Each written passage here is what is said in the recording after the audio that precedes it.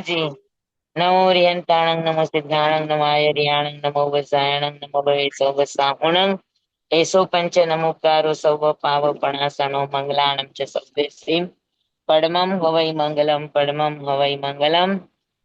ઓમ નમો નાનસ ઓમ નમો સૂયસ ઓમ નમો સૂય દેવ્યાય ઓમ નમો વાયણાર્યસ ઓમ નમો બંધીએ લેવીએ. તીર્થંકરો ગણધરો પૂર્વધરો શ્રોતધરો વાચનાચાર્ય યોગ પ્રધાન આચાર્ય ઉપાધ્યાય સાધુ સાધી ભગવંતો જીનસાસન દેવ જીનસાસન માતા આદિ શાસનના સમસ્ત ઉપકારી તત્વોના શ્રી ચરણે આજ્ઞા હો શરણો હો સૌરભ. મોક્ષ માર્ગસ્ય નેતારમ હેતારમ કર્મ ભૃભૃતા જ્ઞાતારમ વિશ્વતત્ત્વાનાં વંદે તદ્ગુણલબ્ધયે વંદે તદ્ગુણલબ્ધયે. ચાલો આપણે ઉપયોગ સ્પર્શાદીશું અથવા તો ઉપયોગો લક્ષણમ. ઉપયોગ નો અર્થ સમજાઈ ગયો? અરે નહીં, તમારે પાછું સ્ટેન્ડ કાઢ. એક મિનિટ. ઓકે ઓકે ઓકે, એક મિનિટ. બહુ સ્ટેન્ડ જ કાઢી દે ને.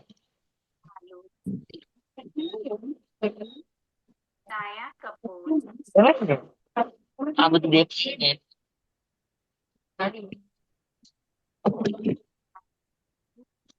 એક 2 મિનિટ. હા જી સર.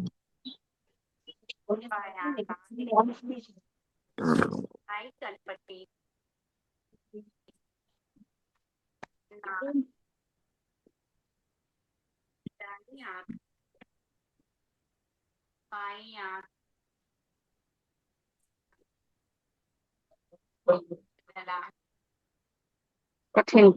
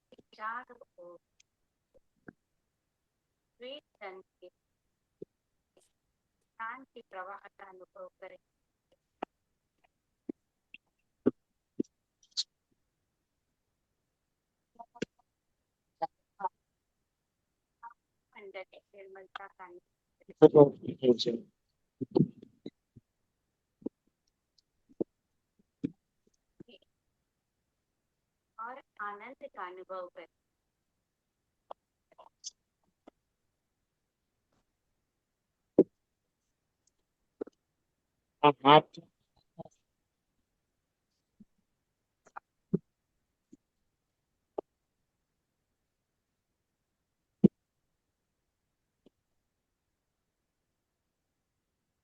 ચાલો.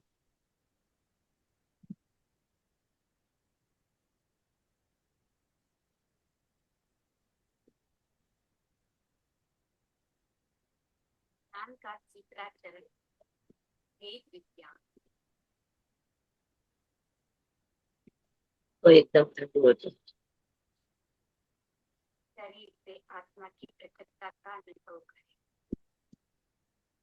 હેલો, જી સ્વામી. બધાને સંભળાય છે? જી સ્વામી. સ્વામી વિડિયો નથી ચાલુ થયો. વિડિયો તો ચાલુ જ હતો. સ્વામી સંભળાય છે પણ દેખાતા નથી તમે. હા ચાલો. હવે દેખાણે. આપણે ઉપયોગ સ્પર્શાદીશું અથવા તો ઉપયોગો લક્ષણમ એ તમને બધાને સમજાઈ ગયું ને? કે ઉપયોગ એટલે ચેતના એટલે ગુણ, જ્ઞાન ગુણ, અને જ્ઞાન ગુણ જ્યારે વપરાશમાં આવે, ઉપયોગમાં આવે, કામમાં આવે તો ત્યારે એને ઉપયોગ કહેવામાં આવે. હા ને? તો જ્ઞાનનો વપરાશ એ ઉપયોગ છે. હમ. બરાબર છે? જી જી સ્વામી. અને એ વપરાશ માટે એને કોઈને કોઈ બહારના કે અંદરના નિમિત્ત જોઈએ તો આપણે ઈ જોઈ લીધું કે અંતરંગ નિમિત્ત અને અંતરંગ સન્નિધાન અને બાહ્ય સન્નિધાન. હમ. બાહ્ય સન્નિધાનના બે પ્રકાર, આત્મભૂત અને અનાત્મભૂત. એ બધા બેસી ગયું એકદમ બરાબર? જી સ્વામી. હા, જી જી સ્વામી. અચ્છા, ચાલો, વેરી ગુડ. એ સમજાઈ ગયું એટલે બહુ સરસ કહેવાય. સ્વામી પછી લાસ્ટમાં ખાલી થોડુંક રિપીટ કરજો, ખબર નથી આજે જોઈન થઈ ગયું એટલે. હા, આજે જોઈન થઈ છે ને એટલે આ થોડું ખબર નથી એટલે લાસ્ટમાં થોડુંક ખાલી સમરી કહી દેજો. હા, એક મિનિટ.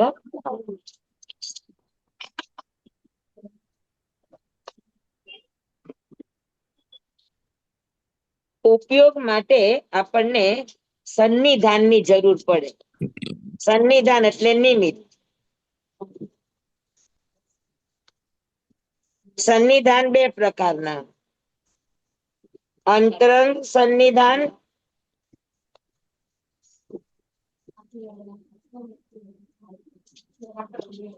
અને બહિરંગ.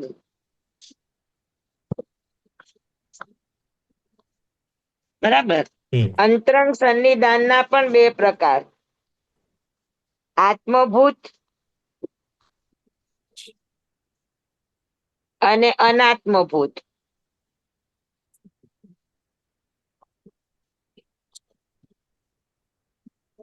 બહિરંગના પણ બે પ્રકાર, આત્મભૂત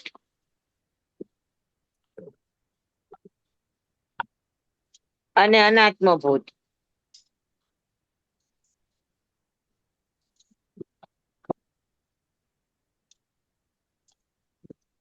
જોઈ લ્યો. સન્નિધાન. જ્ઞાનને વપરાશમાં આવવા માટે, ઉપયોગમાં આવવા માટે, ઉપયોગ એટલે કરંટ. કરંટ માટે એને નિમિત્ત જોઈએ, સન્નિધાન જોઈએ. તો સન્નિધાન અંતરંગ અને બહિરંગ. અંતરંગમાં આત્મભૂત અને અનાત્મભૂત, અને બહિરંગમાં પણ આત્મભૂત અને અનાત્મભૂત. હા, ચાલો, અનિલભાઈ, પ્રદીપભાઈ, સમીરભાઈ, રેખાબેન, તમને બધાને સમજાઈ ગયું છે ને? તો એકવાર રિપીટ કરો તો, આત્મભૂત બહિરંગ કોને કહેવાય?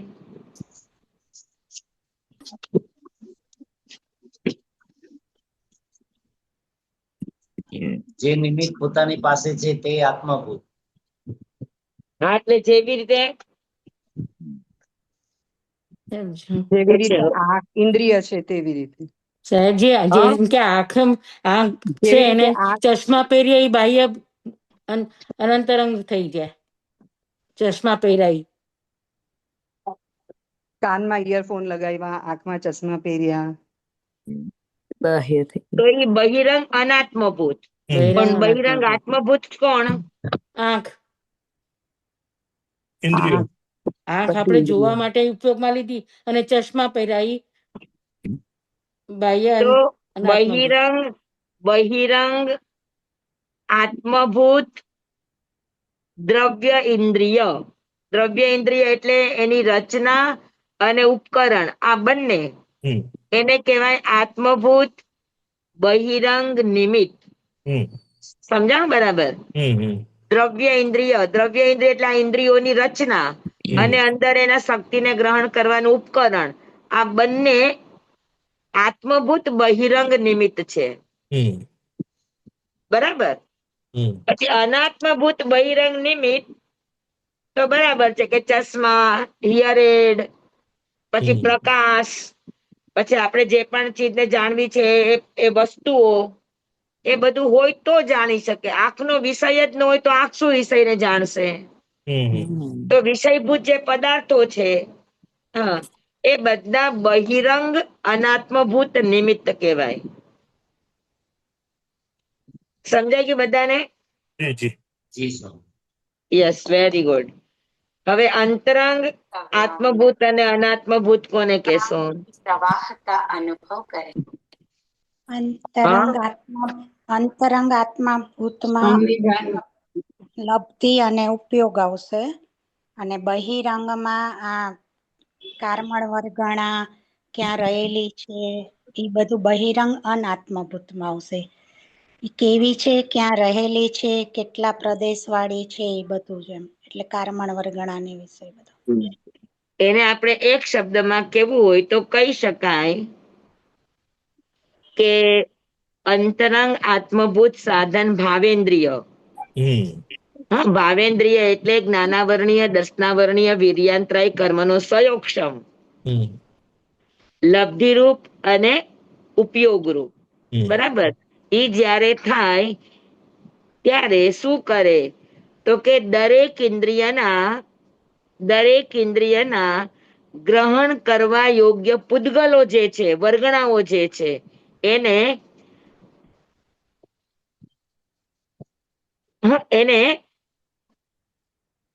અનાત્મભૂત અંતરંગ સાધન કહેવાય. સમજાણું બરાબર? કે ભાઈ શબ્દ સાંભળવા છે તો ભાષા વર્ગણાના પૂદગલો કેવા પ્રકારના લેવા, પોતાને સ્વયોગ્ય પરમાણુ જ લેશે. બધાની યોગ્યતા એક સરખી ન હોય તો સ્વયોગ્ય પરમાણુનું હોવું, સ્વયોગ્ય પરમાણુ જે ગ્રહણ કરવા યોગ્ય પરમાણુ છે એ પરમાણુ ને અંતરંગ અનાત્મભૂત સાધન કહેવાય. અને દ્રવ્યથી અનંત પ્રદેશી હોવા જોઈએ, ક્ષેત્રથી અસંખ્યાત પ્રદેશ અવગાઢ હોવા જોઈએ, કાળથી કોઈ પણ સમય ના હોય, અસંખ્યાત એક સમયથી લઈને અસંખ્યાત કાળ સુધીના, ભાવથી વર્ણ ગંધ રસ સ્પર્શ વાળા હોવા જોઈએ. બરાબર ને? તો આ બધી જે શરતો વાળા પૂદગલો.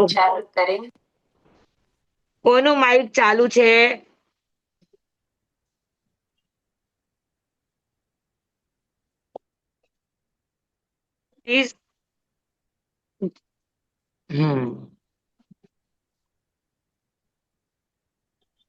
સમજાણું બધાને? જી સ્વામી. હા, હવે આ વિષય બધાને એકદમ ક્લિયર થઈ ગયો ને? આજે ઘણા નવા પણ છે. આ વિષય હમણાં ચાલતો હતો. જે નવા છે એને માટે ખાલી એક વખત કહી દઈએ કે આ જે કંઈ પણ આપણે અંતરંગ અને બહિરંગની વાત કરી એ ઉપયોગ સ્પર્શાદિશુ આ તત્વાર્થ સૂત્ર ચાલી રહ્યું છે. તત્વાર્થ સૂત્રનો બીજો અધ્યાય, અને બીજા અધ્યાયની અંદર 5 ઇન્દ્રિય અને એના ઉપયોગની વાત ચાલી રહી છે. તો જ્ઞાન કરનારો આત્મા છે. હા, ઉપયોગ અને લક્ષણ આ બંનેમાં શું ફરક? આપણે મૂળ ભેદ ત્યાંથી થયા હતા. જીવનું લક્ષણ શું? તો કે જ્ઞાન. અને થોકડામાં શીખીએ તો જીવનું લક્ષણ શું? તો કે ઉપયોગ. તો જીવનું લક્ષણ જ્ઞાન. જ્ઞાન એ જીવનું લક્ષણ છે. એક જીવ સિવાય કોઈનામાં નથી રહેતું. લક્ષણ એને કહેવાય કે જેને ઓળખાણ હોય એના સિવાય ઈ ઓળખ બીજા કોઈનામાં ન મળે તો એને લક્ષણ કહેવાય. બરાબર? જેમ કે પારિણામિક ભાવ. તો પારિણામિક ભાવ એ જીવનું લક્ષણ નથી. પારિણામિક ભાવ એ સમસ્ત દ્રવ્યોનું લક્ષણ કહી શકાય. પણ જીવનું લક્ષણ પારિણામિક ભાવ ઘણી જગ્યાએ આવે છે કે જીવનું લક્ષણ શું? તો કે પારિણામિક ભાવ. તો પારિણામિક ભાવ માત્ર જીવમાં નથી હોતો, અજીવમાં પણ હોય, પૂદગલમાં પણ પારિણામિક ભાવ હોય. તો એનો અર્થ એ થયો કે આ લક્ષણ ન કહેવાય. એક સિવાય વધારેમાં જે ઓળખ મળે એને લક્ષણ ન કહેવાય. લક્ષણ એટલે જેની માટેની ઓળખ હોય ઈ ઓળખ એના સિવાય કોઈનામાં ન હોય એને લક્ષણ કહેવામાં આવે. તો જીવનું લક્ષણ શું? તો કે જ્ઞાન. જ્ઞાન જીવ સિવાય એક પણ દ્રવ્યમાં, એક પણ પદાર્થમાં જ્ઞાન ગુણ ન હોય તો જીવ સિવાય જ્ઞાન ગુણ બીજે ન હોવાથી જ્ઞાન એ જીવનું લક્ષણ છે. અને આપણે શીખીએ છીએ કે ઉપયોગ લક્ષણ, ચૈતન્ય ઉપયોગ લક્ષણ. તો ઉપયોગ અને જ્ઞાન ગુણ તો લક્ષણ એક જ હોય. તો અહીંયા આગળ ઉપયોગને લક્ષણ બતાવ્યું, તો બીજું લક્ષણ ઉપયોગ. તો જ્ઞાનમાં અને ઉપયોગમાં શું ફરક? હા, નવા જેટલા પણ આમાં બેઠા છે એની માટેનો આ વિષય છે, ધ્યાનથી આજે સાંભળી લેજો.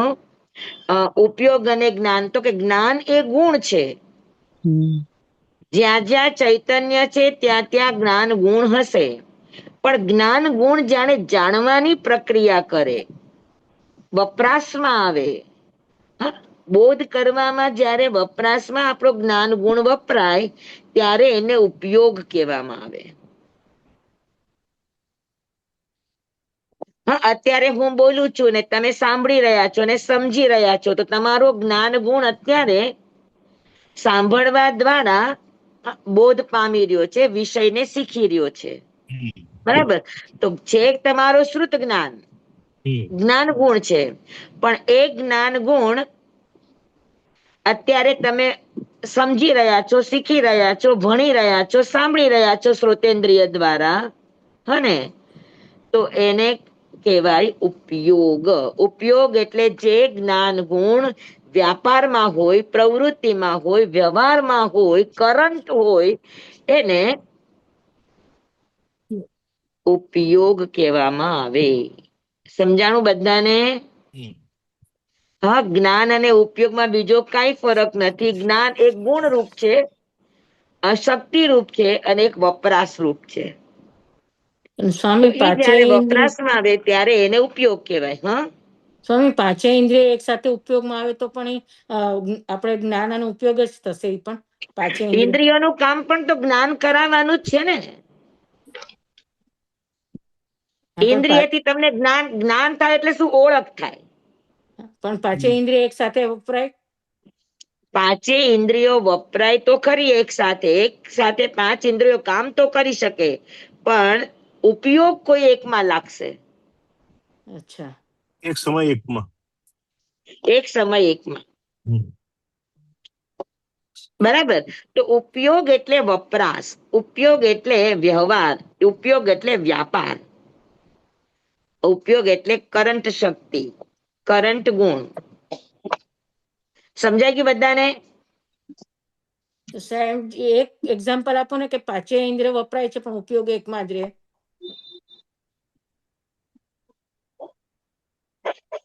તમે કાનથી સાંભળો છો ત્યારે હું તમને દેખાઉં છું કે નથી દેખાતી? એ સમયે રસોડામાં કઈ રસોઈ થાય છે તો તમને એની ગંધ આવે કે ન આવે? સમજાઈ ગયું સ્વામી.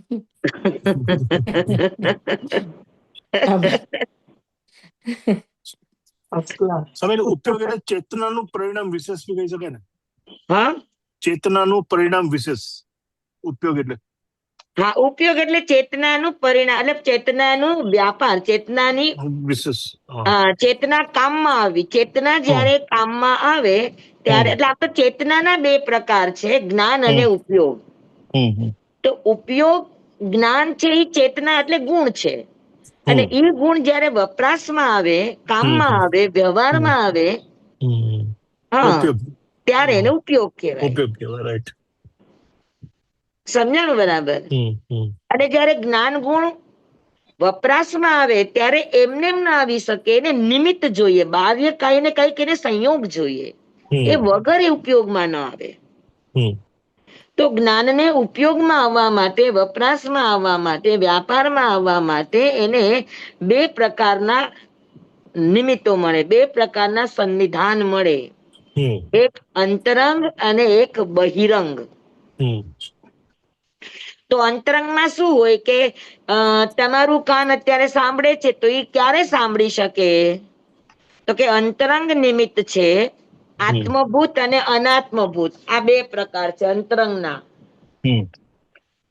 તો આત્મભૂત એને કહેવાય કે જ્યાં સુધી તમને જ્ઞાનાવરણીય કર્મનો સંયોગક્ષમ ન થાય, મતિ જ્ઞાન, શ્રુત જ્ઞાન અને વીર્યાંતરાય કર્મો, જ્યાં સુધી જ્ઞાનાવરણીય દર્શનાવરણીય વીર્યાંતરાય કર્મનો સંયોગક્ષમ ન થાય ત્યાં સુધી કાન સાંભળી શકે નહીં. તો એ નિમિત્ત મળ્યું કે નહીં એનું સંયોગક્ષમ હોવું જરૂરી છે. હા, તો જ્ઞાનાવરણીય દર્શનાવરણીય અને વીર્યાંતરાય કર્મનો સંયોગક્ષમ થાય, બરાબર, ત્યારે કાન દ્વારા શબ્દને તમે સાંભળી શકો, ઓળખી શકો અને એને સમજી શકો. બરાબર. તો એ સંયોગક્ષમ છે એ આત્મભૂત આપણા પોતાની અંદર આ સંયોગક્ષમ થાય ત્યારે જ તમને જાણવા મળે. તો એને આત્મભૂત અંતરંગ સાધન કહેવાય. બરાબર. પણ સાંભળવાનું ક્યારે થાય? હા, તો કે ભાષા વર્ગણાના પૂતગલોને ગ્રહણ કરવા પડે. તો ભાષા વર્ગણાના પૂતગલો તમે કાન દ્વારા સાંભળો છો, આંખ દ્વારા તમને વર્ણના પૂતગલો, નાક દ્વારા ગંધના પૂતગલો, જીભ દ્વારા રસના પૂતગલો, ચામડી દ્વારા તમને સ્પર્શના પૂતગલો, બરાબર, વિચાર રૂપે તમને મનોવર્ગણાના પૂતગલો. તો આ બધા પૂતગલો જે આપણને લેવા પડે અને એ બધાની જે ક્વોલિટી હોય, કેમ કે પૂતગલો આખા લોકમાં ભરાયેલા છે, આપણે આપણા યોગ્ય પૂતગલોને જ ગ્રહણ કરીએ. આપણું ઔદારિક શરીર છે તો આપણે ઔદારિક ના પૂતગલો ગ્રહણ કરે. નારકી દેવતાનું વૈક્રિય શરીર છે તો વૈક્રીના પૂતગલો લે. બરાબર. કોઈ કાળા છે તો કાળા વર્ણના પૂતગલ લે, કોઈ ગોરા છે તો સફેદ વર્ણના પૂતગલો લે. તો પોતાને સ્વયોગ્ય પૂતગલોનું હોવું એ પણ સંયોગક્ષમનું અંતરંગ કારણ છે. પણ છે કયું? તો કે બાહ્ય છે, આપણા આત્મા સાથે જોડાયેલું નથી. એ આપણે વાતાવરણમાંથી આપણે લેવું પડે છે, બહારથી લેવું પડે છે, પણ એ અંતરંગ સાધન છે. પણ એ અંતરંગ સાધન કેવું કહેવાય? તો કે અનાત્મભૂત. કે દ્રવ્યથી અનંત પ્રદેશનો જથ્થો હોય તો જ લઈ શકે, તો અનંત પ્રદેશનો જથ્થો હોવો. હા, બરાબર. પછી અસંખ્યાત પ્રદેશને અડેલો હોવો જોઈએ, વર્ણગંધ રસ સ્પર્શ વાળો હોવો જોઈએ, સ્વયોગ્ય પર્યાપ્તિ પરિણામ પ્રમાણે હોવો જોઈએ. તો આ બધું વર્ગણા આ પ્રકારની હોવી જોઈએ, ભાષા વર્ગણા. તો એને શું કહેવાય? તો કે અનાત્મભૂત અંતરંગ સાધન છે આ. બરાબર. સમજાઈ ગયું બધાને? નવા વિદ્યાર્થીઓનું, જૂનાને તો 2 વાર રિપીટ થઈ ગયું છે એટલે એમને આવડે છે, પણ નવા જેટલા પણ છે, હા, એને વિષય સમજાય છે, ન સમજાય તો મને 2 વાર પૂછજો, 10 વાર પૂછજો, હને? નવા ભણનારા. થોડું થોડું સમજાય છે સ્વામી.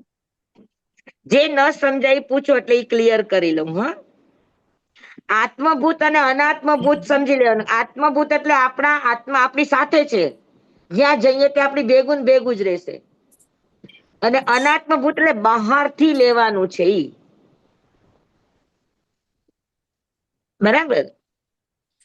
તો અંતરંગની અંદર આપણા આત્માનો સંયોગક્ષમ થવો, ઈ અંતરંગ આત્મભૂત સાધન આપણી સાથે છે. સંયોગક્ષમ આપણે કરવાથી થાય તો એને આત્મભૂત કહેવાય. પણ આત્મભૂત ઉપયોગ ક્યારે લાગે? તો કે એની માટે સાંભળવું છે તો એને ભાષા વર્ણના પૂતગલો જોશે, જોવું છે તો એને વર્ણના પૂતગલો જોશે, સૂંઘવું છે તો એને ગંધના પરમાણુ જોશે. બરાબર ને? તો જ્યારે જ્યારે જે જરૂર હોય તે સમયે પોતાના શરીરને યોગ્ય એવા પૂતગલો આપણે ગ્રહણ કરીએ તો એ કયું સાધન કહેવાય? તો કે અનાત્મભૂત અંતરંગ સાધન કહેવાય. બરાબર.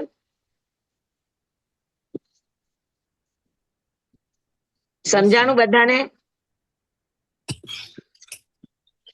જી સ્વામી.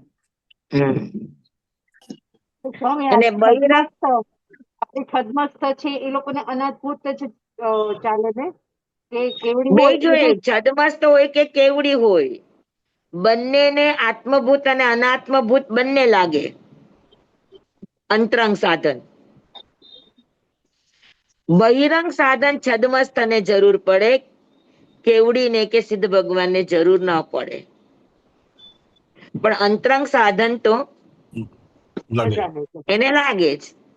કેવળ જ્ઞાનનો ઉપયોગ લાગવા માટે પણ જ્ઞાનાવરણીય કર્મ, દર્શનાવરણીય કર્મ કે ન હોય, પણ એનો કેવલ જ્ઞાનાવરણીય કર્મનો ક્ષય થઈ ગયો છે. એ એનું અંતરંગ સાધન છે, આત્મભૂત. બરાબર. અને જે એના જ્ઞાનમાં જણાય છે જ્ઞેય પદાર્થો, એ જ્ઞેય પદાર્થો જે જણાય છે એ બધા એના આત્મભૂત બહિરંગ સાધન છે. અનાત્મભૂત અંતરંગ સાધન. મિચ્છામી દુક્કડમ. સમજાણું? મને આ ચોક છે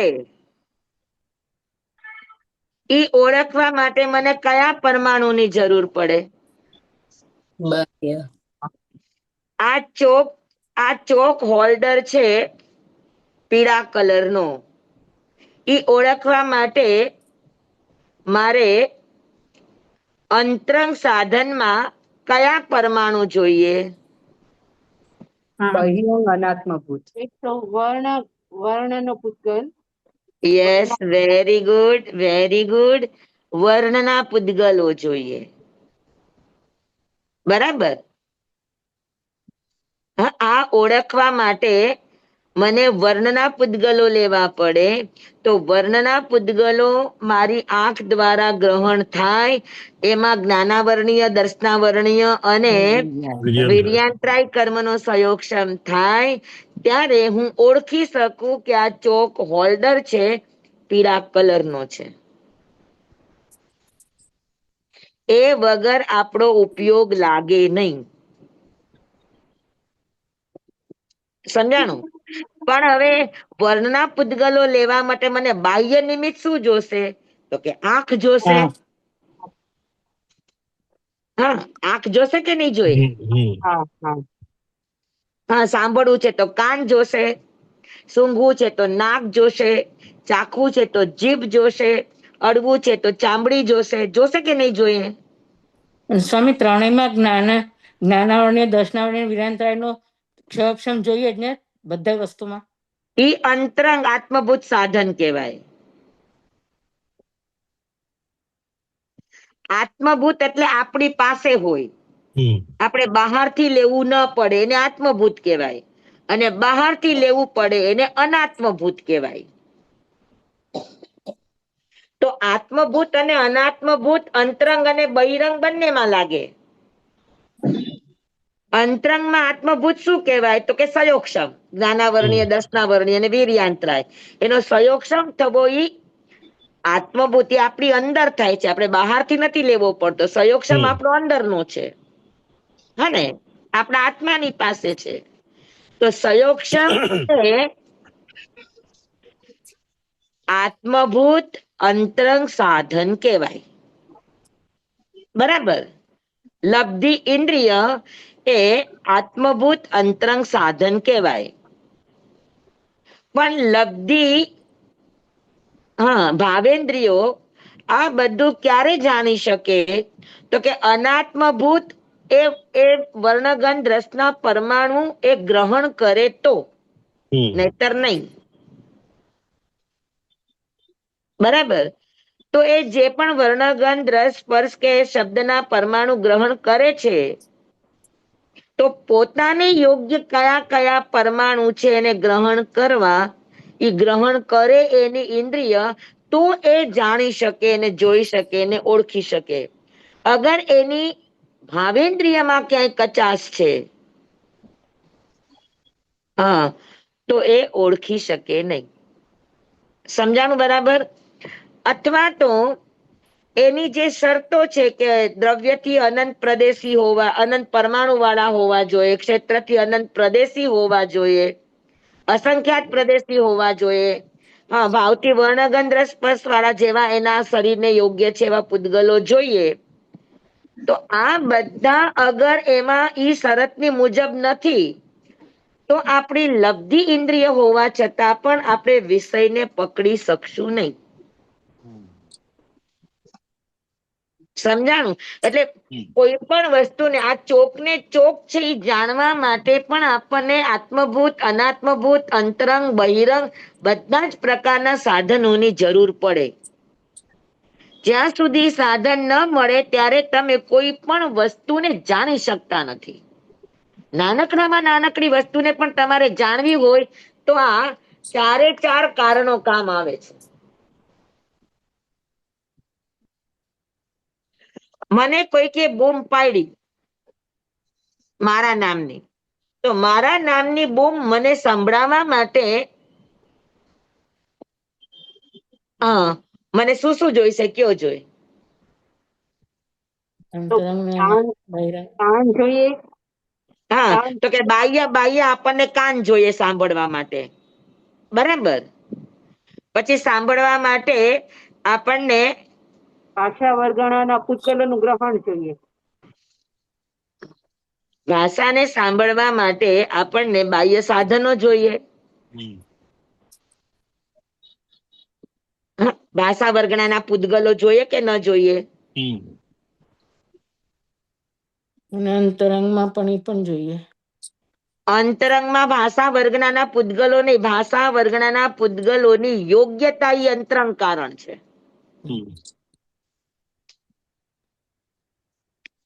ભાષા વર્ગણાના પૂતગલો આપણને જોઈએ ઈ બહિરંગ અનાત્મભૂત સાધન છે. એ આપણે બહારથી લેવા પડે ત્યારે આપણને સંભળાય. આત્મભૂત ઇન્દ્રિય, મને કોઈએ અવાજ પાડ્યો, ઈ અવાજને ઓળખવા માટે પેલા તો મને કાન જોઈએ, બરાબર. પછી કાનમાં એ શબ્દના પરમાણુ મારા કાનમાં આવવા જોઈએ. તો શબ્દના પરમાણુ જ્યાં સુધી કાનમાં ન આવે ત્યાં સુધી કાન સાંભળી શકે નહીં, બરાબર. તો બાહ્ય સાધનમાં મને બે વસ્તુ જોઈએ, કાન જોઈએ અને શબ્દના પરમાણુ જોઈએ. તો કાન હોવો એ આત્મભૂત સાધન છે અને શબ્દ છે ઈ અનાત્મભૂત. અનાત્મભૂત બહિરંગ સાધન છે. આટલી વાત સમજાણી બધાને? હા, નવા વિદ્યાર્થીઓને પણ સમજાણી? હા સ્વામી. હા. હવે અંતરંગ સાધન શું જોઈએ કે ભાઈ મારા કાન, મારો કાન પણ છે, મારા કાનમાં ભાષા વર્ગણાના પૂતગલો પણ છે. હા, પણ હું ઊંઘમાં હોઉં અથવા મારું ધ્યાન બીજે ક્યાંય હોય તો જ્ઞાનાવરણીય, દર્શનાવરણીય અને વીર્યાંતરાય કર્મનો સહયોગક્ષમ થાય? થાય? ના થાય. ન થાય. ના થાય ને? તો હું સાંભળી શકી અને ઓળખી શકી કે ભાઈ મને અંદરથી મારા જ ઘરના કોઈ પણ જે પણ વ્યક્તિઓ, કે મારી બેન બોલાવે કે મારી મમ્મી બોલાવે કે મને થાય કે મારા મોટા માસતી બોલાવે છે, તો ઈ જે ઓળખ થઈ, ઈ ઓળખ ક્યારે થઈ કે મારો જ્ઞાનાવરણીય, દર્શનાવરણીય અને વીર્યાંતરાય આ ત્રણેયનો સહયોગક્ષમ થાય તો જ મને શું થાય? એની ઓળખ થાય, એનું જ્ઞાન થાય. સમજાણું? કે કોનો અવાજ છે અને કોનો અવાજ છે તો શું કામ પાડી રહ્યા છે, શું કામ છે, એ બધું મને ક્યારે સમજાય કે મારો ઉપયોગ એમાં જોડાય તો. હા, તો એ અંતરંગ સાધન છે. સહયોગક્ષમ થવું એ આત્માનું કારણ છે, એટલે અંતરંગ કારણ છે. બરાબર છે? સમજાણું? સમજાઈ ગયું. પાકું? હા, તમને સિમ્પલ યાદ રાખવા માટે બહિરંગની અંદર કાન આત્મભૂત અને અંતરંગની અંદર સહયોગક્ષમ. હા, બહિરંગની અંદર દ્રવ્યેન્દ્રિય અને અંતરંગની અંદર ભાવેન્દ્રિય. સમજાઈ ગયું? બંને ઇન્દ્રિય જ છે. દ્રવ્યેન્દ્રિય બહિરંગ સાધન છે અને ભાવેન્દ્રિય એ અંતરંગ સાધન છે, આત્મભૂત. સમજાણું આટલી વાત? હા. અને બહિરંગ કોણ છે? તો કે કાન દ્વારા સાંભળું છું. તો ભાષા વર્ગના પૂદગલો એ બહિરંગ સાધન છે. વર્ણના પૂદગલો આ બહિરંગ સાધન છે. ગંધના પૂદગલો આ બહિરંગ સાધન છે. બરાબર? તો એ બાહ્ય સાધનો છે. પણ બાહ્ય સાધનો જે ભાષા વર્ગના પૂદગલો છે એ ઘણી ક્વોલિટીના આકાશમાં પડ્યા છે. પણ હું અમુક પ્રકારના લેન્થમાં અથવા તો વેવલેન્થમાં અમુક પ્રકારના એ વેવલેન્થમાં આવે ત્યારે જ હું એને પકડી શકું. એ વગર હું એને પકડી શકું નહીં. તો એ જે એની આંતરિક યોગ્યતા હોવી ભાષા વર્ગણાની પોતાની, કે ભાઈ હું ક્યારે સાંભળી શકું? તો કે ભાષા વર્ગણાના પૂદગલો અનંત પરમાણુનો જથ્થા હોય તો. હું ક્યારે સાંભળી શકું ભાષા વર્ગના પૂદગલો? તો કે અસંખ્યાત પ્રદેશને અડીને રહ્યા હોય તો. હા, એ સંખ્યાત પ્રદેશને અડીને રહ્યા હોય તો હું એને સાંભળી શકું નહીં. તો સાંભળવા માટે હું જે ભાષા વર્ગના પૂદગલો લઉં છું એ ભાષા વર્ગના પૂદગલો કઈ કેટેગરીના હોવા જોઈએ? તો કે દ્રવ્યથી એ અનંત પરમાણુનો જથ્થો હોવો જોઈએ ભાષા વર્ગનાનો, તો જ હું એને લઈ શકું. જેમ કે સાણસીથી સોય પકડવા જાવ તો ન પકડી શકાય, મોટી વસ્તુ પકડી શકાય. એમ આપણે છદ્મસ્ત છે વિષયને પકડવા માટે આપણે સૂક્ષ્મને ન પકડી શકીએ, સ્થૂળ જોઈએ. ઓછામાં ઓછો અનંત પરમાણુનો જથ્થો હોય તો જ જીવ પકડી શકે, નહીં તો ન પકડી શકે. બરાબર? તો ભાષા વર્ગના પૂદગલ એ બાહ્ય સાધન છે. પણ ભાષા વર્ગના પૂદગલોની જે અંદરની યોગ્યતા છે એ અનાત્મભૂત અંતરંગ સાધન છે. કે દ્રવ્યથી અનંત પ્રદેશી અનંત પરમાણુનો જથ્થો હોવો જોઈએ. ક્ષેત્રથી આપણા આત્માની સાથે અવગાઢ અને અસંખ્યાત પ્રદેશને અવગાઢ હોવો જોઈએ. એક તો આપણો આત્મા જ્યાં છે ત્યાં હોવો જોઈએ અને અસંખ્યાત પ્રદેશને અડેલો હોવો જોઈએ ક્ષેત્રથી, તો જ લઈ શકે. સમજી લ્યો કે મારાથી દૂર આ પાટી છે, તો પાટીમાં પણ ભાષા વર્ગના પૂદગલો છે, પણ એ પૂદગલોને જીવ નહીં સાંભળી શકે. મારો આત્મા જ્યાં છે ત્યાં રહેલા જ ભાષા વર્ગના પૂદગલોને જાણી શકે, નહીતર ન જાણી શકે. સમજાણું? તો આત્મા ઉગાડ હોવા જોઈએ, અસંખ્યાત આકાશ પ્રદેશને અડેલા હોવા જોઈએ. તો ક્ષેત્રથી આ શરત છે. કાળથી, તો કે કાળથી એક સમય પહેલા બનેલા હોય, 10 સમય પહેલા બનેલા હોય, 100 વર્ષ પહેલા બનેલા હોય કે અસંખ્યાત કાળ પહેલા બનેલા હોય, એને માટે કોઈ જ વાંધો નથી. કોઈ પણ કાળના ભાષા વર્ગના બનેલા પૂદગલોને જીવ લઈ શકે. શરત એટલી કે આપણો આત્મા છે ત્યાં ઈ પૂદગલો હોય, અસંખ્યાત પ્રદેશને અડેલા હોય, લોકના અસંખ્યાત પ્રદેશને અડેલા હોય, અનંત પરમાણુનો જથ્થો હોય. બરાબર? અને વર્ણ ગંધ રસ સ્પર્શથી યુક્ત હોય તો જ જીવ એને ગ્રહણ કરી શકે, નહીતર એને ગ્રહણ કરી શકે નહીં. બરાબર? તો ભાષા વર્ગણા છે એ બહિરંગ નિમિત્ત છે, અનાત્મભૂત. પણ એ વર્ગણાની જે યોગ્યતા હોવી ગ્રહણ કરવા માટે, એનું અનાત્મભૂત અંતરંગ સાધન છે. સમજાણું બધાને?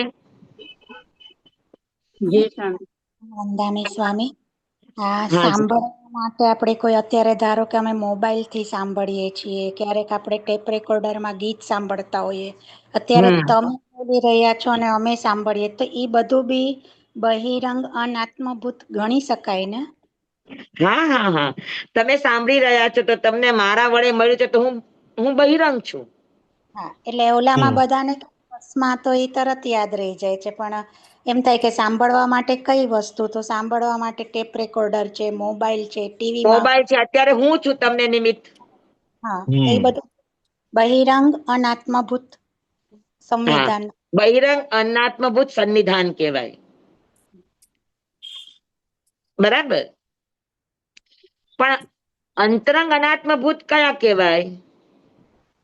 તો કે હું બોલું છું, મારા ભાષા વર્ગના પૂતગલો મારા બાજુવાળા સાંભળે છે, સામે બેઠેલા સાંભળે છે, બધા સાંભળે છે, પણ પોતે કયા સાંભળી શકે? તો કે બાજુવાળાની પાસે જે મારા ભાષા વર્ગના પૂતગલો છે એ સાંભળી શકશે? ના. તો કે એ નહીં સાંભળે. મારો આત્માને સ્પર્શેલા જે ભાષા વર્ગના પૂતગલો છે, જે હું બોલું છું અને મારા આત્માના પ્રદેશ ઉપર જે છે એને જ હું સાંભળી શકું. બીજાના આત્મ પ્રદેશ ઉપર હોય તો એને હું નથી સાંભળી શકતી. હા, તો એ હોવું એ પોતપોતાના અનાત્મભૂત અંતરંગ સાધનનું કારણ છે. સમજાણું? અને આ એક આમ થોડું વિચિત્રતા કહેવાય ને, કે આપણે ટીવી કે ટેપ રેકોર્ડર આખા ઘરમાં સંભળાતું હોય, આપણને એમ એ બધું સાંભળીએ, પણ હકીકતમાં આપણા આત્મ પ્રદેશને જે અવગાહીને રહેલા છે એ જ આપણે તો જ સાંભળતા. આપણે પકડી શકીએ, નહીતર ન પકડી શકીએ. એનું સીધું સાદું ઉદાહરણ છે કે સમજી લો કે આપણા ઘરમાં ભાષા વર્ગના પૂતગલો બધે જ છે, હા, પણ કોઈ ધ્યાન બહાર છે તો પકડી શકે છે? ના. હા, બરાબર. ધ્યાન બહાર છે એટલે એનો સહયોગક્ષમ નથી. અંતરંગ સાધનમાં ક્યાંક ને ક્યાંક ગડબડ છે. ઘણાના અંતરંગ સાધનમાં કઈ ગડબડ નથી, પણ સમજી લ્યો કે એ કાનની બેરાશ છે, તો પણ નહીં કાન સાંભળે. જ નથી. હા, આપણા હોલની અંદર કીડી મકોડા ઘણા બધા જીવો છે, પણ એ સાંભળી શકતા નથી. હા, બરોબર. આપણા ઘરમાં ચકલી વગેરે ધેડ ગરોળી છે એ પણ સાંભળી શકતી નથી, કારણ કે એને યોગ્ય પૂતગલો નથી. હા, ને કોઈ સૂતા હોય વ્યક્તિ, આપણે એક જ રૂમમાં હોઈએ, કોઈ હા, સૂતા તોય નથી સાંભળતા, ત્યારે એનો ભાવેન્દ્રિય સૂતી છે. દર્શન ક્યાંક આવવા. દ્રવ્યેન્દ્રિયની ખામી હોય, ક્યાંક ભાવેન્દ્રિયની ખામી હોય, ક્યાંક આપણા આત્મ પ્રદેશને સ્પર્શેલું ન હોય. હા, એટલે આ એકમાં થોડું મને વિચાર આવતો હતો કે આખા રૂમમાં વાગતા હોય બધા શબ્દ, હું પણ સાંભળું, બીજી 10 વ્યક્તિ બેઠી હોય ઈ પણ સાંભળે, પણ હું જે મારા આત્મ પ્રદેશો જેને અવગાહીને રહેલા છે ઈ જ તમે એને જ સાંભળશો કે તમારા આત્માના પ્રદેશ ઉપર જે મારા ભાષા વર્ગના પૂતગલો આવ્યા છે એ જ સાંભળી શકશો. તમે બીજી જગ્યાએ હોય એને નહીં સાંભળી, મારા જ છે પણ તમે એને નહીં સાંભળી શકો. જીવ પોતાના આત્મ પ્રદેશ ઉપર રહેલા પરમાણુને જ ગ્રહણ કરી શકે છે, બીજાને નહીં. સમજાઈ ગયો પરફેક્ટલી સ્વામી. હા, ધન્યવાદ. સમજાઈ ગયો. બરાબર. બધાને સમજાઈ ગયું? જી સ્વામી. તો એકદમ ક્લિયર કટ થઈ ગયું કે બહિરંગ સાધન આત્મભૂત કયું? તો કે દ્રવ્યેન્દ્રિય, આ રચનાઓ અને ઉપકરણ. બરાબર. એ પૂતગલોને ગ્રહણ કરવાની શક્તિ એ બહિરંગ આત્મભૂત સાધન છે. હા, અને અંતરંગ આત્મભૂત સાધન શું? તો કે ભાવેન્દ્રિય, સહયોગક્ષમ થવો.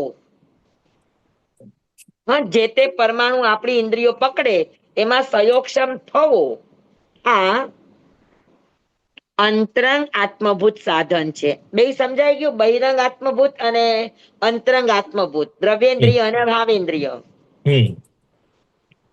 બરાબર. અને અનાત્મભૂત આપણે બહારથી લેવું પડે.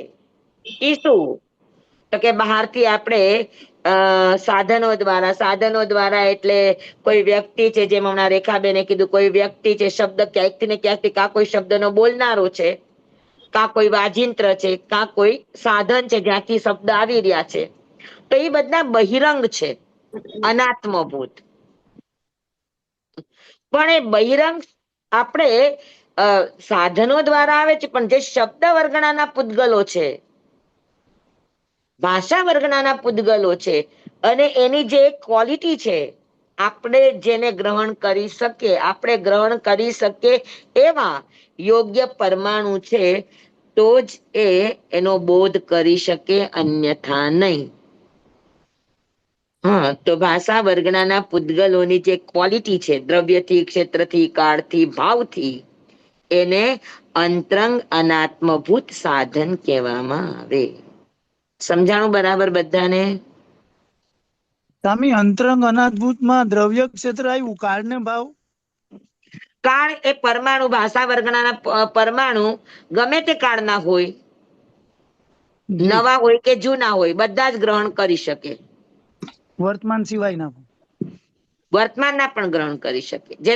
જે પરમાણુ ભાષા વર્ગના ને બૈનાને એક જ સમય થયો છે તો પણ ચાલે. સમજાણું? જી. હા, આપણે જે ભાષા વર્ગનાનો જથ્થો ગ્રહણ કર્યો, સ્કંદ ગ્રહણ કર્યો, સ્કંદ મહિનાને એક જ સમય થયો તોય ચાલે. એ સ્કંદ મહિનાને અસંખ્યાત કાળ પેલા બનેલો છે તોય ચાલે. કાળથી એ પરમાણુ ગમે તે કાળના હોય તો ચાલે. અને ભાવથી જે પરમાણુ ગ્રહણ કરીએ છીએ એમાં વર્ણ, ગંધ, રસ, સ્પર્શ બધું જ હોય. હા, પછી 1 ગુણ, 2 ગુણ, 3 ગુણ એવું બધું એની ક્વોલિટી અલગ અલગ અલગ હોય. એ બધા જ પ્રકારનું હોય. એ અંદરની યોગ્યતા જે પરમાણુઓની છે એને અનાત્મભૂત અંતરંગ સાધન કહેવામાં આવે, સન્નિધાન કહેવામાં આવે. જી. સમજાઈ ગયું બધાને? એકદમ.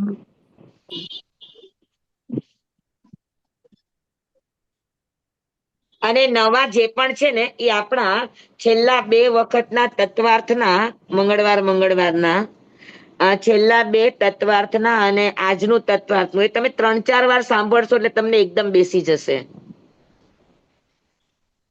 બરાબર છે? થોડું ડિફિકલ્ટ પડે છે, હાજી. થોડું અઘરું પડે છે પણ હવે થઈ જાય તમે છે. અધુરાશથી આવ્યા છો ને, પહેલેથી નથી આવ્યા, પણ બની શકે તો આગળના થોડાક તમે રિવાઇઝ કરી જોજો એટલે તમને. પણ આજનો જે વિષય કીધો એ તમને સમજાણો કે નહીં સમજાણો? એકદમ સમજાઈ ગયું તમે. હા, એકદમ બરાબર. તો હવે એને લિંક રૂપે આપણે અત્યારે બીજા અધ્યાયની અંદર ભાવ ચાલે છે. હા, તો 5 પ્રકારના ભાવ ચાલે છે: ઔદયિક ભાવ, ઔપશમિક ભાવ, ક્ષાયિક ભાવ, સંયોગક્ષમ ભાવ. તો એ ભાવ બધા અમે સમજાવી દીધા છે. તો એ બધા જ રેકોર્ડિંગ છે. એકવાર સમય કાઢીને આપણે અઠવાડિયે એકવાર તત્વાર્થ લઈએ છીએ, તો વચમાં અગર તમને ટાઈમ મળે તો એકવાર સાંભળી લેજો. રેકોર્ડિંગ સાંભળી લઈશું. હા ને, એટલે કમસે કમ છેલ્લા 2-4 સાંભળી લ્યો ને તો આપણો આખો આ વિષય તમને ક્લિયર થઈ જાય. ઠીક છે સ્વામી. હા ને? હા. ચાલો.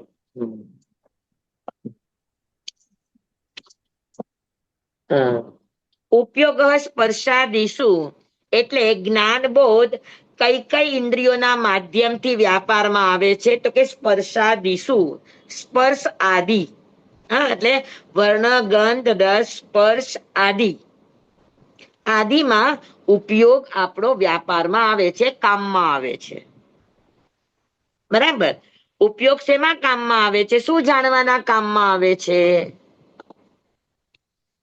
તો કે સ્પર્શ જાણવો હોય, રસ જાણવો હોય, ગંધ જાણવી હોય, વર્ણ જાણવો હોય, આકાર જાણવો હોય, શબ્દ જાણવા હોય, વિચાર જાણવા હોય, તો એની માટે આપણને ઉપયોગ કામમાં આવે છે. કોનો ઉપયોગ? તો કે જ્ઞાન ગુણનો, જાણવા માટે, ઓળખવા માટે. આપણને સમયે સમયે વસ્તુની ઓળખ જોઈએ, સમયે સમયે વસ્તુનો વપરાશ છે. હને, તો એ જાણવા માટે આપણને કોણ કામમાં આવે? તો કે ઉપયોગ કામમાં આવે. સમજાણું બધાને? હા, તો તત્વાર સૂત્ર અધ્યાય 2 અને સૂત્ર 19મું. ઉર્મિલાબેન કે અનિલભાઈ, જે પણ બુક મૂકો છો તો નવા જે પણ આવ્યા છે એક વખત ફરીવાર મૂકજો તો નવા બધા સ્ટુડન્ટોને પણ મળી જાય. હા, તત્વાર સૂત્રની કોપી એમને પણ મળી જાય.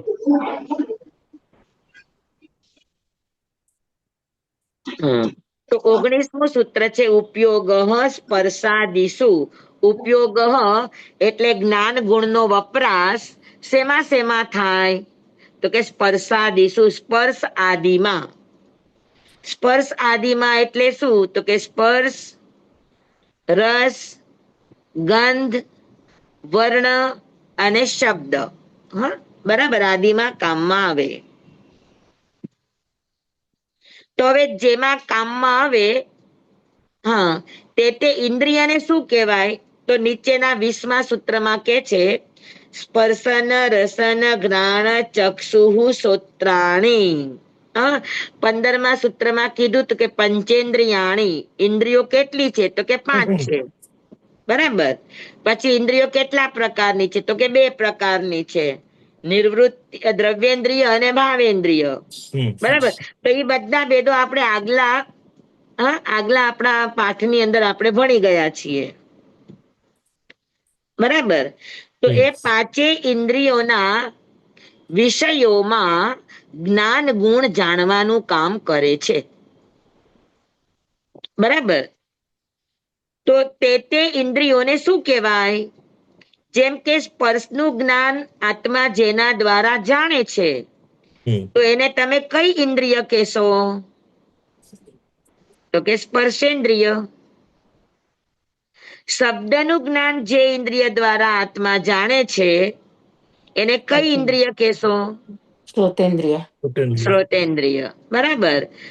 આકાર અને કલર જાણવા માટે જે ઇન્દ્રિય કામ કરે છે, જે ઉપયોગ કામ કરે છે, એને શું કહેશો? ચક્ષુ ઇન્દ્રિય. બરાબર. ગંધને માટે ઘ્રાણેન્દ્રિય. બરાબર. તો એટલા માટે અહીંયા આગળ કીધું છે કે સ્પર્શ આદિમાં જે ઉપયોગ કામ કરે છે એનાથી ઇન્દ્રિયોના 5 નામ પડ્યા છે. સ્પર્શન એટલે સ્પર્શેન્દ્રિય, રસન એટલે રસેન્દ્રિય, ઘ્રાણ એટલે નાક ઘ્રાણેન્દ્રિય, ચક્ષુઃ એટલે આંખ ચક્ષુ ઇન્દ્રિય, અને શ્રોત્રાણી એટલે કાન. બરાબર. ચક્ષુ અને શ્રોત્રાણી બહુ વચન છે એટલે આંખ 2 છે અને કાન 2 છે, બાકી બધું એક છે એટલે એક વચન છે. સ્પર્શેન્દ્રિય 1 છે, જીભ 1 છે, નાક 1 છે, ચક્ષુ બહુ વચન છે તો આંખ 2 છે, અને શ્રોત્રાણી કાન પણ 2 છે. બરાબર સમજાઈ ગયું બધાને? નાકમાં 2 કહી શકાય એમ? હા, નાકમાં 2 કહેવાય? નાકના ફણા 2 છે પણ નાક આમ એક જ છે ને, એટલે એક જ ગણાય. બરાબર સમજાઈ ગયું બધાને? 20મું સૂત્ર. તો ઉપયોગ જે વિષયમાં પ્રવૃત્ત થાય, ઉપયોગ જે વિષયને જાણે, એ વિષય પ્રમાણે તે ઇન્દ્રિયોના નામ છે.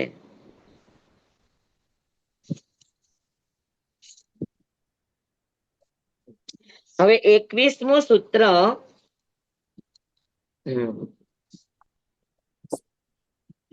5 ઇન્દ્રિય.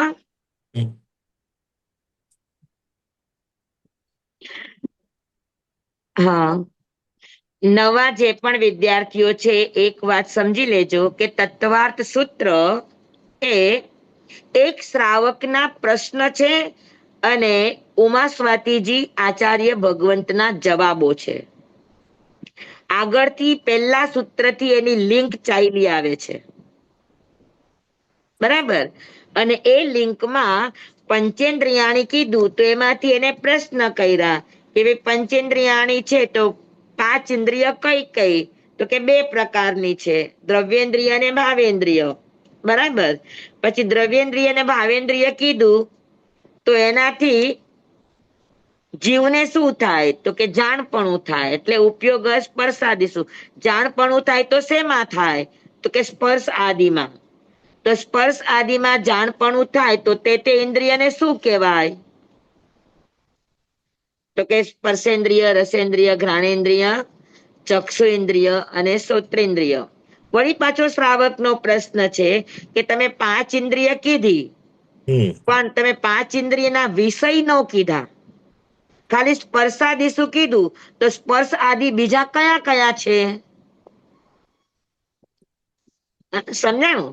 તો આ શ્રાવકનો પ્રશ્ન છે. તો એક એક પ્રશ્ન શ્રાવક કરતા જાય છે અને એના અનુસંધાનમાં જવાબમાં આચાર્ય એક એક સૂત્રની રચના કરે છે. સમજાણું? તો આખું તત્વાર્થ સૂત્ર એક શ્રાવકની જિજ્ઞાસા છે અને જિજ્ઞાસા જેમ જેમ એની આગળ વધતી જાય તેમ તેમ એનું એ સમાધાન કરતા જાય. તો પહેલા સૂત્રથી માંડીને 10મા અધ્યાયના છેલ્લા સૂત્ર સુધી આખી લિંક છે. એક પ્રશ્નમાંથી બીજો પ્રશ્ન, બીજામાંથી ત્રીજો, ત્રીજામાંથી ચોથા. શીખવા જેવું છે કે જિજ્ઞાસા કઈ રીતે આગળ વધારાય. હા, સાંભળી લીધું ને, એને એક એક વસ્તુ જોઈએ, એક પણ નવો શબ્દ આવે એટલે તરત જ પ્રશ્ન કરે છે.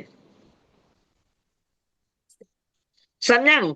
તો સ્પર્શાદી શું કીધું? તો એનાથી ખુલ્લું નથી થતું. ઇન્દ્રિયના 5 નામ આપી દીધા, પણ 5 ઇન્દ્રિયના વિષય કયા છે એ નથી આપ્યું.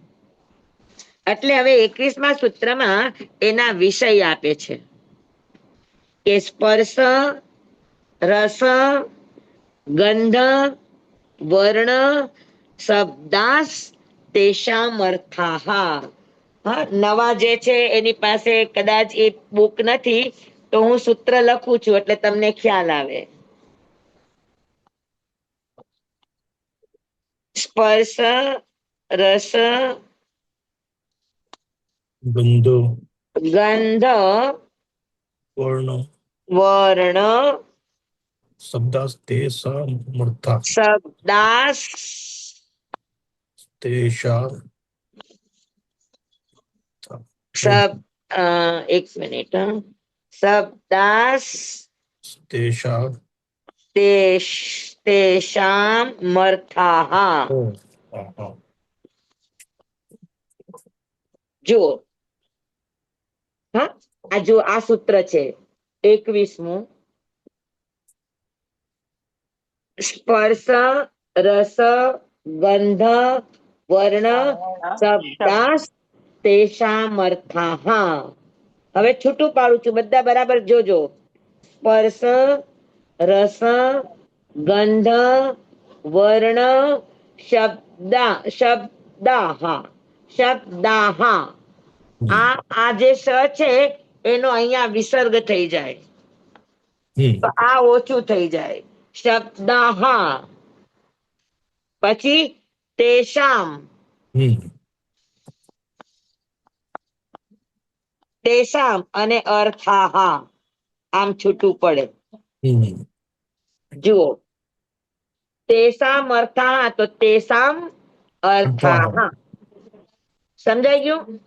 એટલે એનો અર્થ હા, એટલે સ્પર્શ, રસ, ઘ્રાણ, ચક્ષુ, શ્રોત્રાણી એમ કીધું ને, તો એના ક્રમશઃ આ વિષય બતાવ્યા કે સ્પર્શ આ અર્થાહ, તેષામ એટલે તે ઇન્દ્રિયોના, તેષામ એટલે તે ઇન્દ્રિયોના, અર્થાહ એટલે વિષય છે. કોણ? તો કે સ્પર્શ, રસ, ગંધ, વર્ણ અને શબ્દ આ પાંચે તે ઇન્દ્રિયોના અર્થાહ એટલે વિષયો છે. કયા કયા? તો કે સ્પર્શ છે એ કઈ ઇન્દ્રિયનો વિષય છે? તો કે સ્પર્શેન્દ્રિયનો.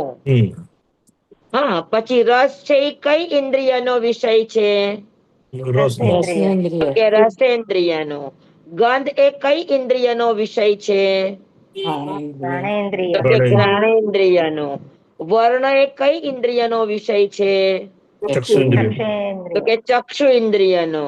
અને શબ્દ એ કઈ ઇન્દ્રિયનો વિષય છે? તો કે શ્રોતેન્દ્રિય. સમજાણું બરાબર? તો આ 5 વિષય તેષામ એટલે કોના? તો કે ઇન્દ્રિયોના, અર્થાહ એટલે વિષય છે. વિષય છે એટલે સબ્જેક્ટ છે. તે ઇન્દ્રિયો, હરેક ઇન્દ્રિયો પોતપોતાના વિષયને પકડે છે. સ્પર્શેન્દ્રિય કયા વિષયને પકડશે? તો કે સ્પર્શને. જીભ કયા વિષયને પકડશે? તો કે રસને. નાક કયા વિષયને પકડશે? તો કે ગંધના. હા, બરાબર. તો દરેક ઇન્દ્રિયના પોતાના વિષય અલગ અલગ છે, પોતાના સબ્જેક્ટ અલગ અલગ છે. બરાબર છે? સમજાણું બધાને? જી સ્વામી. બધાને? હા, બધાને કહું એટલે આજે સમજી જજો. આજે હું થોડુંક અલગ અલગ કહું છું એટલા માટે કે નવા ઘણા જોડાણા છે એટલા માટે. હને તો બધાને સમજાઈ ગયું આ? જી સ્વામી. તો ટૂંકમાં ઇન્દ્રિયો કેટલી? તો કે ઇન્દ્રિયો 5 છે. અને 5 ઇન્દ્રિયના વિષય કેટલા? તો કે 5. બરાબર. 20 થી 23 છે ને સ્વામી? વિષયો 23, પણ મૂળ વિષય તો એક જ કહેવાય ને બેટા, શબ્દ એટલે શબ્દ. પછી શબ્દ કેટલા પ્રકારના? તો કે 3 પ્રકારના. પણ મૂળભૂત વિષય કામ શું કરે? સાંભળવાનું કામ કરે. પછી શબ્દ જીવનો હોય, અજીવનો હોય કે મિશ્રનો હોય. બરાબર. તો કાનનું કામ છે શબ્દને પકડવા. પછી જીવનો શબ્દ હોય તોય પકડે, અજીવનો હોય તોય પકડે, ને મિશ્રનો હોય તોય પકડે. સમજાણું? તો મૂળ વિષય એનો શબ્દ કહેવાય. પછી શબ્દના પ્રકાર તમે ગણો તો એમાં 23 એનો થાય. સમજાણું? તો ઇન્દ્રિયો 5, એના વિષય પણ કેટલા? 5. અને વિષયના ઉત્તર ભેદો કરો તો 23. બરાબર. અને એ 23 વિષયને જાણે છે કોણ? તો કે જાણે છે કોણ? તો કે જ્ઞાન. જાણવા વાળો ગુણ કોણ છે? તો કે જ્ઞાન. જ્ઞાન ક્યારે જાણે? તો કે ઉપયોગમાં લાગે તો, વ્યાપારમાં આવે તો, નહીતર નહીં. બરાબર. અને વ્યાપારમાં આવવા માટે એને શું જોઈએ? તો કે નિમિત્ત જોઈએ. કયા નિમિત્ત જોઈએ? તો કે અંતરંગ નિમિત્ત પણ જોઈએ ને બાહ્ય નિમિત્ત પણ જોઈએ. અંતરંગ નિમિત્તમાં કોણ આવશે? તો કે આત્માનો પોતાનો સયોક્ષમ. હા. અને જે પણ વિષય પકડે છે, શબ્દના વિષયને પકડે છે, તો શબ્દના પરમાણુ અને એની ક્વોલિટી, એની શરતો એ કેવા કેવા હોવા જોઈએ, ત્યારે જીવ પકડી શકે. તો એને અનાત્મભૂત અંતરંગ સાધન કહેવામાં આવે. બાહ્ય સાધન કયો? તો કાન, એ આત્મભૂત. અને જેના દ્વારા શબ્દ આપણને સાંભળવા મળે છે, જે વ્યક્તિ છે કે સાધન છે, એ બહિરંગ સાધન, અનાત્મભૂત. સમજાય ગયું બધાને આખો વિષય?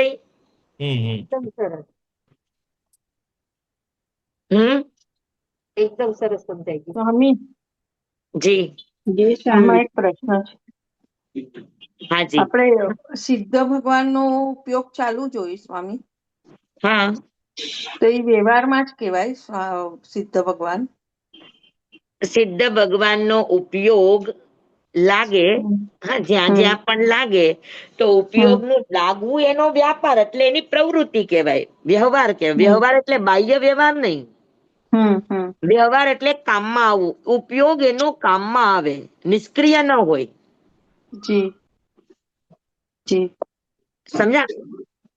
જી સ્વામી. આભાર સ્વામી. હા, આપણે સયોક્ષમ હોય ને ત્યાં એને ક્ષય હોય. સંપૂર્ણ ક્ષય. હા, બરાબર. ક્ષય એટલે સંપૂર્ણ. આભાર સ્વામી. બરાબર.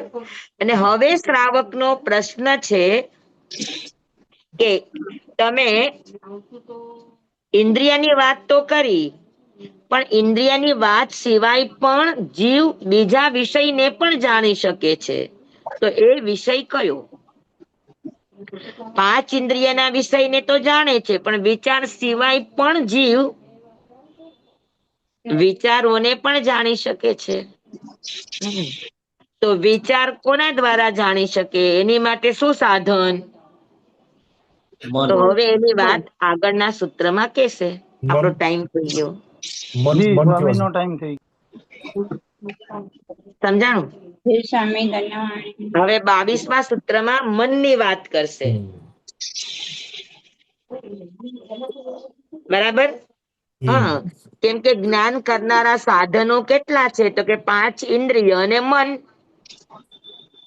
તો 5 ઇન્દ્રિયની વાત થઈ, મનની વાત બાકી છે. હવે મનની વાત કરશે કે મનને કઈ ઇન્દ્રિય કહેવાય? શું કહેવાય? અતિન્દ્રિય. અનિન્દ્રિય કહેવાય. અનિન્દ્રિય કહેવાય. બરાબર. યાંત્રિક સાધન છે. જી હા સ્વામી ધન્યવાદ. હા તો ધન્યવાદ તમને લિંક આખી સમજાય છે ને કે એક એક પ્રશ્ન કેવી રીતે આવે છે શ્રાવકના અને આચાર્ય ભગવંત એક એક ના જવાબ કેવી રીતે આખી લિંક છે. જી સ્વામી.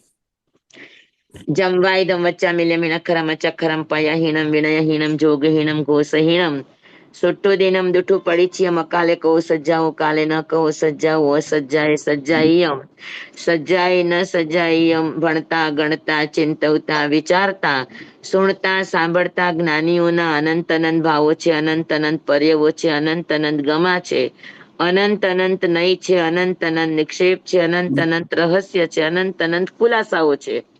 આમાંથી કોઈ પણ ભાવ ભેદ નહીં, નિક્ષેપ ગમા રહસ્ય ખુલાસાનું સ્ખલન છદમસ્ત ભાવે મારા બોલવામાં કહેવામાં સમજાવવામાં આવ્યું હોય, આપના સાંભળવા સમજવામાં આવ્યું હોય તો અરિયન સિદ્ધ કેવડી ગુરુ ભગવાન આત્માની સાક્ષીએ પરમાત્માની સાક્ષીએ તસ્મે ઠામે દુકડમ તમેવ સત્યમ તમેવ સત્યમ નિસંકમ જમ જીને પવેયમ સેવમ ભંતે શિવમ ભંતે તિબેમી. ધન્યવાદ સ્વામી. નવા નવા જેટલા પણ છે એને મારી ખાલી એક સલાહ છે કે સૂચના કહો કે વિનંતી કહો કે આજના વિષયને અઘરો સમજીને કે બમ્પર જાય છે એમ સમજીને વિષયને છોડી નહીં દેતા, એને સમજવા માટે આપણા આની જ અંદર ડાઉનલોડ થયેલા આગળના વિડીયો છે તો એને સાંભળી લેજો તો તમને વિષય બરાબર સમજાઈ જાય. અને તેમ છતાં પણ ન સમજાય તો જ્યારે આપણે ક્લાસ લઈએ ત્યારે કોઈ પણ વ્યક્તિ પૂછી શકે છે. બરાબર છે? જી સ્વામી ધન્યવાદ. વાચન બી સાચા છે, હાજી. વાંચણી બી સ્વામી સાચા છે. પચખાણ આનંદ આનંદ. શેના પચખાણ? બે આસણાના પચખાણ, પોરસીના પચખાણ. પોરસી પચખાણ ચોવ્યમ પ્યારમ પચકેયસનમ પાણંગ કાયમંગ શાયમંગ અનત્થાણા ભોગેનમ સહસ્સા ગારણંગ સવસમય વત્યા ગારણંગ અપાણંગ ઓસિરે. બે આસના ઉપરાંત દુવ્યમ પ્યારમ પચકેયસનમ કાયમંગ શાયમંગ અનત્થાણા ભોગેનમ સહસ્સા ગારણંગ સવસમય વત્યા ગારણંગ અપાણંગ ઓસિરે. તમારે છે સ્વામી. હા, આજો અમારા નાના નાના બચ્ચાઓ આવ્યા છે વાંચણીમાં. દેખાય છે? ચાલો ભલે બધાને જય જીનેન્દ્ર. સ્વામી માંગલિક માંગલિક નમો હ્યંતાણંગ નમો સિદ્ધાણંગ નમો આયર્યાણંગ નમો વજાયણંગ નમો લોય સવસાહુણંગ. ગુરુદેવની આજ્ઞા શ્રી શ્રી ચતારી મંગલમ હરિહત્તા મંગલમ સિદ્ધા મંગલમ સાહુ મંગલમ કેવલી પનતોદમ મંગલમ. ચતારી લોગુતમા હરિહંતા લોગુતમા સિદ્ધા લોગુતમા સાહુ લોગુતમા કેવલી પનતોદમો લોગુતમો. ચતારી શરણં પવજ્જામિ હરિહંતે શરણં પવજ્જામિ સિદ્ધે શરણં પવજ્જામિ સાહુ શરણં પવજ્જામિ કેવલી પનત્તં ધમ્મં શરણં પવજ્જામિ.